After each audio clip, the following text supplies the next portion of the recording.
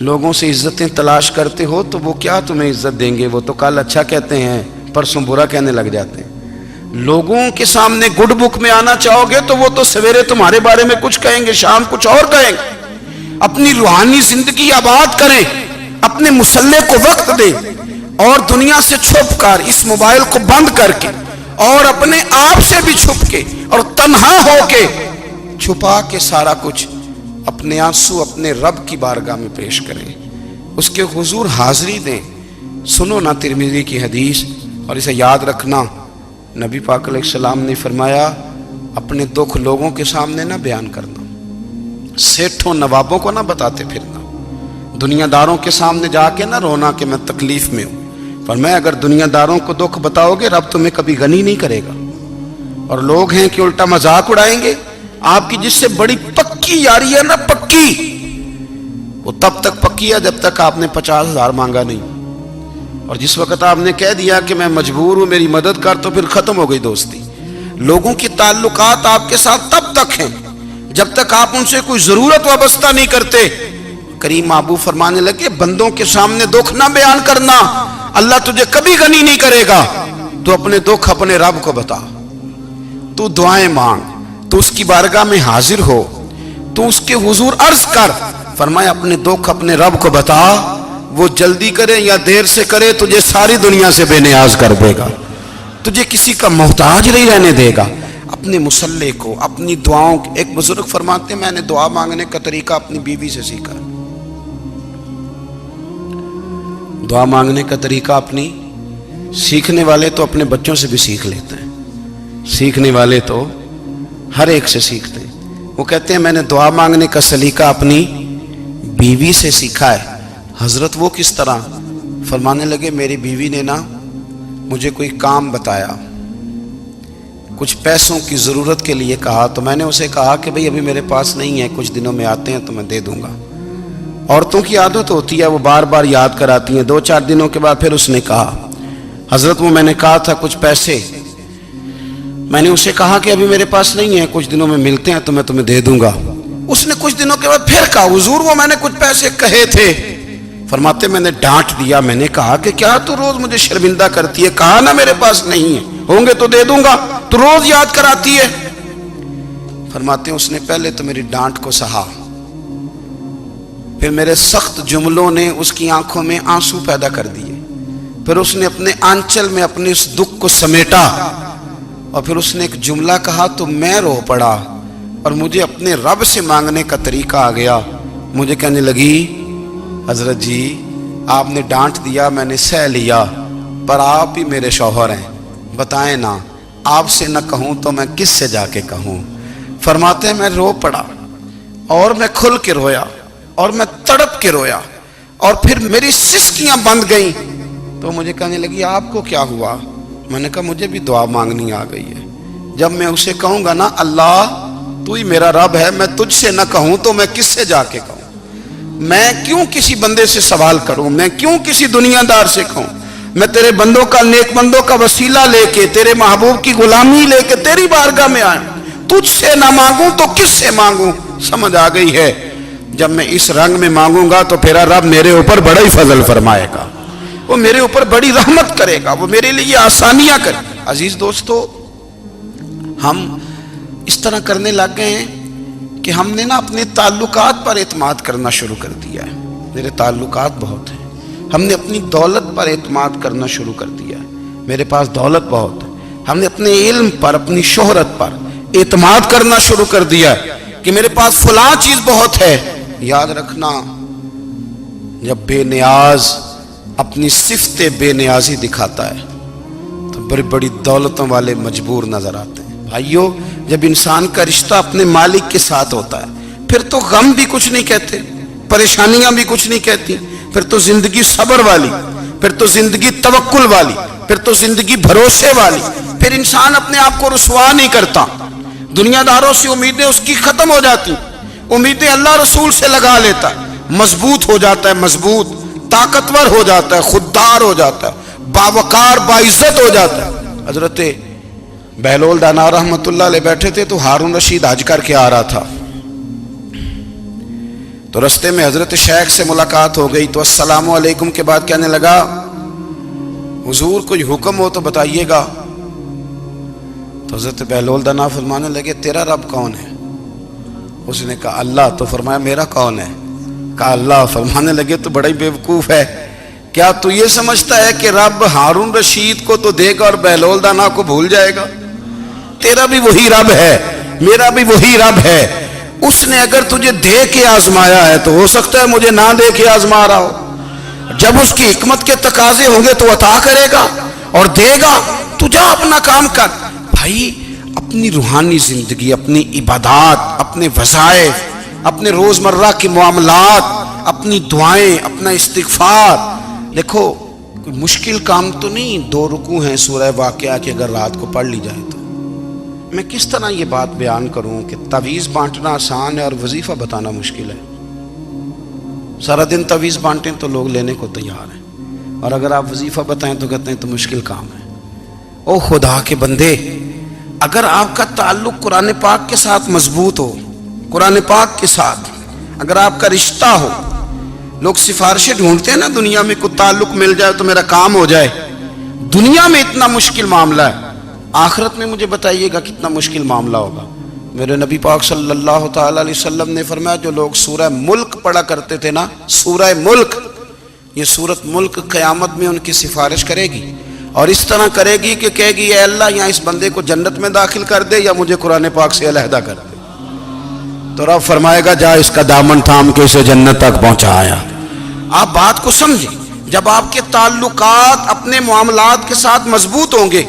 یہ نبی کریم نے وعدہ کیا ہے کہ تو سورت واقعہ پڑھ تیرے گھر میں فاقہ نہیں آئے گا. حضرت عبداللہ ابن مسعود رضی اللہ تعالیٰ عنہ بیمار تھے تو حضرت عثمان غنی رضی اللہ تعالیٰ عنہ تیمارداری کے لیے تشریف لے گئے اور جا کر کے کہا کہ آپ بڑے بیمار ہیں، آپ کی بیٹیاں زیادہ ہیں، میں چاہتا ہوں کہ خزانے میں سے کچھ مدد کروں.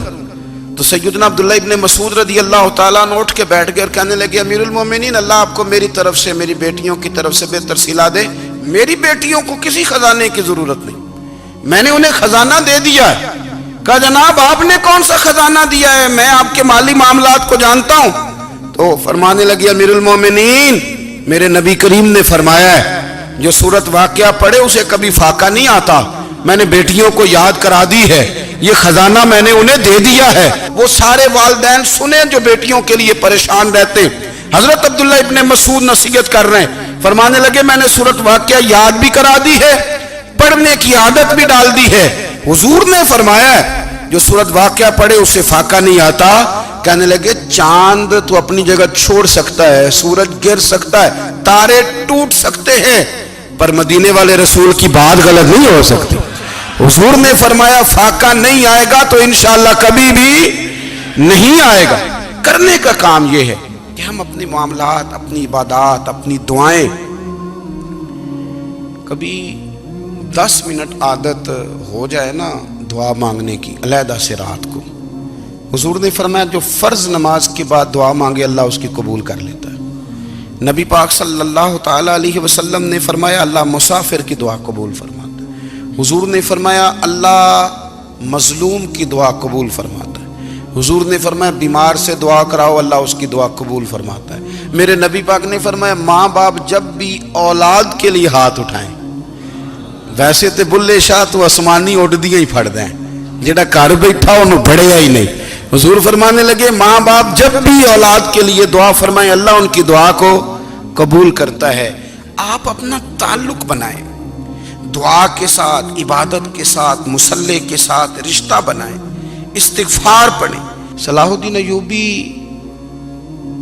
صلیبی جنگوں میں تھے، رات کو مسجد اقصیٰ میں نماز پڑھی تو پریشان تھے. ایک بزرگ سے ملاقات ہوئی تو وہ کہنے لگے کہ آپ بڑے پریشان ہیں. کہنے لگے حضور پریشان اس لیے ہوں کہ پہلے ہی مسلمان کمزور ہے، اب میں نے سنا ہے دشمن کا ایک بحری بیڑا وہ جنگی سامان سے بھرا ہوا آ رہا ہے، تو اب ان کے پاس اور تلواریں اور نیزے آ جائیں گے، مسلمانوں کے پاس پہلے ہی وسائل کی کمی ہے، پریشان ہو کس طرح کر کے مقابلہ کریں گے. یہ بات کہتے ہی صلاح الدین ایوبی نے بزرگوں سے کہا حضور آپ بھی دعا کرنا، دعا کی بڑی طاقت ہے. میرے نبی پاک نے فرمایا دعا مومن کا ہتھیار ہے، دعا مومن کا، دعا مومن کا۔ حضور نے فرمایا تقدیر کو سوائے دعا کے کوئی چیز نہیں بدل سکتی، دعا مومن کا ہتھیار ہے، یہ کافر کے پاس کوئی نہیں، یہ ہتھیار ہے مومن کا۔ اللہ کرے آپ کو سمجھ آئے، پھر سنیں، کئی بار کہہ چکا ہوں یہ ہتھیار ہے۔ کافر کے مقابلے میں جو تیرے پاس سب سے بڑا ہتھیار ہے وہ دعا ہے۔ دعائیں کرانی چھوڑ دی، کرنی چھوڑ دی، لینی چھوڑ دی۔ حضرت سیدنا انس بن مالک رضی اللہ تعالیٰ عنہ فرمایا کرتے تھے، میں نے وہ رنگ دیکھا ہے جب حضور دعا مانگتے تھے اور حضور کی مقدس آنکھوں میں آنسو بھی ساتھ ہی بہا کرتے تھے، میں نے وہ انداز دیکھا ہے۔ تو صلاح الدین ایوبی بزرگ سے کہنے لگے آپ بھی دعا کیجیے، اور خود رونے لگے اور سر سجدے میں رکھ کے رونے لگے، اور عشاء سے لے کر فجر تک روئے، خوب روئے۔ صبح وہ بزرگ آئے تو صلاح الدین ایوبی کا خوبصورت اور ہنستا ہوا چہرہ دیکھا، کہنے لگے آپ بڑے خوش ہیں، رات تو میں نے بڑے روتے ہوئے دیکھا تھا۔ تو کہنے لگے حضور وہ جو بحری بیڑا آ رہا تھا نا وہ پانی میں ڈوب گیا ہے، اب وہ نہیں آ رہا، ابھی خبر آئی ہے تو میں بڑا خوش ہوں۔ بزرگ کہنے لگے اٹھ سینے سے لگ اور سن ایک بات، وہ بحری بیڑا پانی میں نہیں ڈوبا، وہ تیرے آنسوؤں میں ڈوب گیا ہے۔ وہ جو تو رات رویا ہے نا رب کریم کی بارگاہ میں تو وہ ڈوب گیا ہے۔ حضرت عائشہ صدیقہ رضی اللہ تعالیٰ عنہ فرماتی ہیں ایک عورت تھی اور اسے نبی پاک صلی اللہ تعالیٰ علیہ وسلم نے نا وہ کلمہ پڑھ کے مسلمان ہوئی، مدینہ طیبہ آ گئی تو حضور نے مسجد نبوی شریف میں اس کے لیے مکان، ایک سادہ سا کمرہ ساتھ مسجد کے بنوا دیا، وہیں رہنے لگی۔ اکثر وہ سیدہ طیبہ کے پاس آتی تو حضرت عائشہ صدیقہ رضی اللہ تعالیٰ عنہ فرماتی ہیں وہ بڑی باتیں سناتی اور آخر میں کہتی وہ ہار والا دن بھی بڑا عجیب دن تھا اور میرے رب کی قدرتوں کا دن تھا، وہ بھی بڑا عجیب دن تھا۔ سیدہ عائشہ صدیقہ رضی اللہ تعالیٰ عنہ ایک دن فرمانے لگی کہ تو ہار والے دن کا بڑا ذکر کرتی ہے، وہ کیا دن تھا؟ تو خاتون کہنے لگی اماں جی وہ دن تھا جب میرے رب پر بھروسہ اور مضبوط ہو گیا، جس دن میرا اپنے رب پر توکل اور بڑھا، میرے ایمان میں یقین میں اور پختگی آئی۔ کہنے لگی میں ایک گھر کی کنیز تھی، نوکرانی تھی، اس گھر میں ایک بچی تھی جس کے پاس سونے چاندی ہیرے جواہرات کا ہار تھا۔ اس زمانے میں نا چمڑے کے اوپر لوگ ہیرے جواہرات لگاتے تھے، کئی دفعہ سرخ رنگ کے چمڑے پہ لگائے جاتے تھے، وہ بچی پہنتی تھی۔ تو کہتی ہیں وہ بچی کے اس نے اتار کے رکھا یا اس سے گرا وہ ہار تو چیل اسے اٹھا کے لے گئی گوشت سمجھ کے اور میرے سامنے اٹھا کے لے گئی۔ گھر والوں نے مجھ سے پوچھا، یہ بخاری میں موجود ہے، گھر والوں نے پوچھا مجھ سے کہ وہ ہار کہاں ہے تو میں نے کہا چیل اٹھا کے لے گئی۔ گھر میں کچھ چوری ہو جائے تو سب سے پہلا الزام کس پہ لگتا ہے؟ ملازمین پہ۔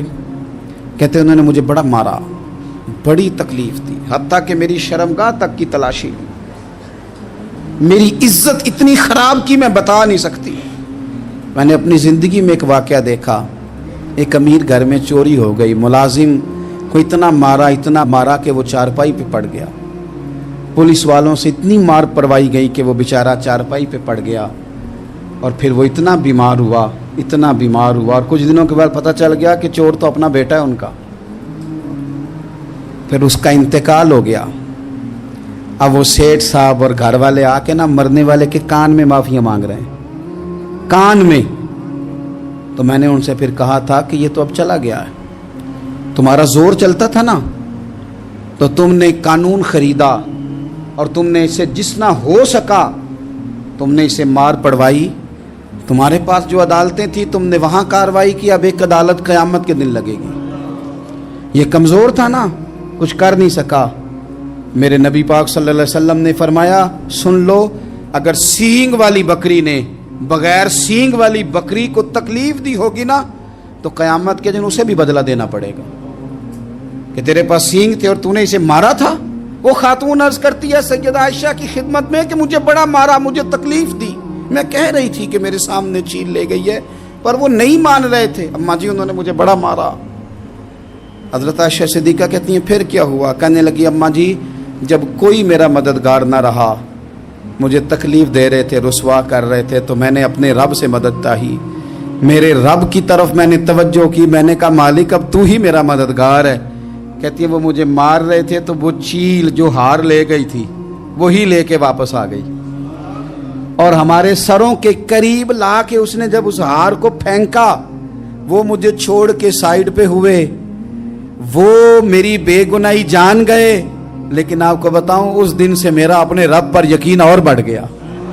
मुझे समझ आ गई कि जब इंसान पूरा टूट जाता है और जब कोई चारों जानिब उसका मददगार नहीं होता, तो रब तो होता है ना, अल्लाह तो उसका मददगार होता है ना, वो तो फिर अपने उस बंदे की मदद करता है ना, फिर वो तो तवानाई देता है ना, वो तन्हा नहीं छोड़ता, वो तो आंसुओं वालों के आंसुओं पे बड़ा करम फरमाता है, वो तो कसम पुरसी में आ जाता है, उसकी रहमत बढ़ के इस्तकबाल कर लेती। ओ मेरी मिल्लत के जवानों, मज़ा नहीं आ जाता जब सारी दुनिया सोई हो, सारी दुनिया, और बिस्तर भी गर्म हो और नींद भी पूरा गलबा कर रही हो, और अचानक घंटी बजे दिमाग में, आंख खुले, घड़ी पे नजर पड़े, 3:30-4 बजे का पैगाम घड़ी बताए, और कोई चढ़ती जवानी वाला उठ के वुजू करे, और जब वो मुसल्ला खोल के बिछाए तो मदीने वाले महबूब कहते हैं कि हर नमाज पे रब सवाब देता है, और जो उठ के तहज्जुद की नमाज पढ़े उसे देख के तो रब मुस्कुराता है, जो उसकी शान के लायक है, जो उसकी शान के लायक, वो मुस्कुराता है, खुश होता है कि मेरा बंदा तहज्जुद में उठ गया, वो मुस्कुराता है। काश हमारी सुबहें कभी अपने मालिक के नाम हो जाएं, काश के सुबह। हजरत अबुल हसन रहमतुल्लाह ताला अलैह हजरत माज इब्ने जबल रदी अल्लाह ताला अन्हु के पास बैठा करते थे। फरमाते हैं उनसे जो प्यार बढ़ा तो फिर मेरा मुसल्ले से भी बढ़ गया।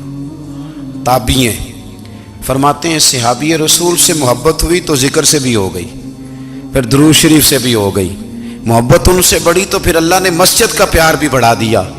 आप फरमाते हैं कि मेरी हर वक्त तबीयत चाहती थी कि बस अल्लाह अल्लाह करूं, बस अल्लाह अल्लाह करूं, बस ना मैं ज़रा थोड़ी जान छुड़ाऊं लोगों से, कुछ 10 मिनट मिले तो मैं कुछ 4 नफल पढ़ लूं, मैं थोड़ा सा ना बचूं लोगों से, और मुझे तस्बीह मिले तो मैं ना कुछ 400-500 दफा इस्तिगफार पढ़ूं, सुभान अल्लाह, अल्हम्दुलिल्लाह, अल्लाहु अकबर, ला हौला वला कुव्वता इल्ला बिल्लाह, मैं ना तस्बीहात पढ़ूं।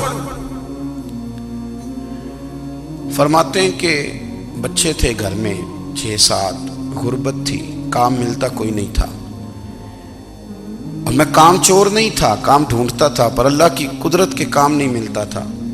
फरमाते हैं कि मैंने एक दिन अपनी अहलिया से कहा कि आज मैं फिर जाता हूँ काम ढूंढने, तो मेरी बीवी बड़ी फर्मा बरदार थी, पर उस दिन ना गुर्बत के हाथों तंग आके कहने लगी, आज नाना कोई तू चीज़ लेके आया, तो मुझसे बच्चों की भूख नहीं देखी जाती है, सब रोगां दा रोग मुहम्मद जिसदा नाम गरीबी, कंड बुला के लंघ जाते नहीं दोस्त यार करीबी, आज ना कुछ लेके आया तो मैं बच्चे लेके मेके चली जाऊंगी। शेख फरमाते हैं कि मैं बड़ा परेशान घर से निकला, पर मैंने सुबह से लेके जोर तक काम ढूंढा, काम मिला कोई नहीं, तो मेरे दिल में ख्याल आया चलो काम नहीं मिलता तो अल्लाह अल्लाह तो करे ना, चलो बंदों की मजदूरी नहीं मिलती तो रब करीम की इबादत ही करते हैं। फरमाते हैं कि मैंने ना फुरात के पानी से वुजू किया, नहर के, शदीद धूप थी, साथ रेत थी और रेत तप रही थी, मैंने अपना रुमाल वहीं मुसल्ला के तौर पर बिछा लिया, और फरमाते हैं कि जोर से लेकर असर तक नमाज पढ़ी, धूप भी पूरे जोर पे, पर मेरे सजदे का ज़ौक़ भी पूरे जोर पे। फरमाते हैं सूरज भी चमक रहा है और रब की इबादत का ज़ौक़ भी पूरे जोर पे, मैं सजदा करूं तो फिर मेरा उठाने को जी ना चाहे। मेरे उस्ताद लिखा करते थे, ये उनका शेर है, वो कहा करते थे मुझे सोज दे, मुझे साज दे, और मुझे नीम शब का न्याज दे, दमे सजदा खुद को मैं तोड़ दूं, मुझे ऐसा ज़ौक़ नमाज दे। और मैं तेरी बहार का फूल हूं, मैं खिला भी हूं तो तेरे लिए, मुझे मेरी शाख से तोड़ ले, मुझे अपनी जुल्फ का नाज दे। भाई फरमाते हैं कि असर तक मैंने नफल पढ़े, दिल ढलने लगा, असर की नमाज पढ़ी और मैं वहां से चला। अब मैं जब निकलने लगा तो दिल में ख्याल आया कि छोटी छोटी दीवारें हैं घर की, बगैर कुछ लिए जाऊंगा तो बीवी दूर से देखेगी तो शोर करेगी कि फिर खाली हाथ आ गया है। कहते मैंने अपने उसी रुमाल में जिस पे मैंने नमाज पढ़ी थी ना, रुमाल में पक्की आखी दे पंजाबी च साफा कहते हैं। उसी में ना मैंने कुछ रेत भर ली कि वो दूर से देखेगी तो समझेगी कुछ लेके आया है, चलो जाके उसे बता दूंगा कि आज फिर मजदूरी नहीं मिली। कहते हैं वो रेत लेकर जब मैं घर में गया तो पहले बीवी दरवाजे पे खड़ी होती थी, पूछती थी खाली हाथ आ गए हो? आज मैंने देखा तो है ही कोई नहीं। फरमाते हैं मैं अंदर दाखिल हुआ, सलाम लिए, कोने में मैंने वो रुमाल रख दिया और मैंने आवाज दी कि भली मानस कहाँ हो? तो वो कहने लगी आप मुंह हाथ धो ले, मैं रोटी लेके आई। मैंने कहा रोटी कहां से आ गई? यहां तो कई दिनों के फाके, तो कई दिनों की गुर्बत है, यहां तो इस घर में तो फकीरी है। फरमाते हैं कि वो रोटी लेके आई और उस वक़्त की जो मौजूदा नेमतें थी, समझ लें सलाद अचार हर चीज साथ लाई। मैंने कहा कि बच्चे कहाँ गए? कहने लगी वो खाना खा के खेलने गए, आप खाना खा लें आ जाते। खाना उसने चुन दिया। मैंने हैरत अंगेज लहजे में सारी नेमतें अपने दस्तरखान पे देख करके बीवी से पूछा ये कहां से आया खाना? बच्चों को तूने कहां से खाना खिलाया? ये सारा कुछ कैसा है? तो कहने लगी पता नहीं आज आप किस करीम की मजदूरी करने चले गए थे, पता नहीं किस करीम की। मेरे घर में तो इतनी नेमतें आई हैं कि मुझसे संभाली नहीं जा रही, इतना अनाज है, इतना गंदुम है, किस करीम के दरवाजे आज चले गए थे? ये कहते कहते वो उठी और उठ करके कहने लगी पहले बड़ा कुछ आया था, अब क्या ले आए हो? और जा करके ना उसने वो रेत वाला रुमाल खोला। कहने लगे मैं तो लेके आया था रेत, तो मेरे रब ने उसे भी सोने और हीरे बना दिया था। जब आपकी तवज्जो अल्लाह की जानी, मेरे नबी पाक सल्लल्लाहु ताला अलैहि वसल्लम ने फरमाया हर चीज अपने रब से मांग, हर चीज मांग, हर चीज मांग। या रसूलल्लाह क्या कुछ?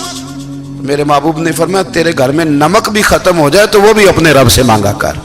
तू मांगना, वो तुझे देगा, तो उसकी बारगाह में कशकोले तलब दराज तो करना। और तिरमिजी शरीफ में अजीब लफ्ज है, रसूल कायनात ने फरमाया, रब करीम फरमाता है जब मेरा बंदा हाथ उठाता है ना तो मुझे हया आती है कि मैं खाली कैसे लौटा दूं इसके।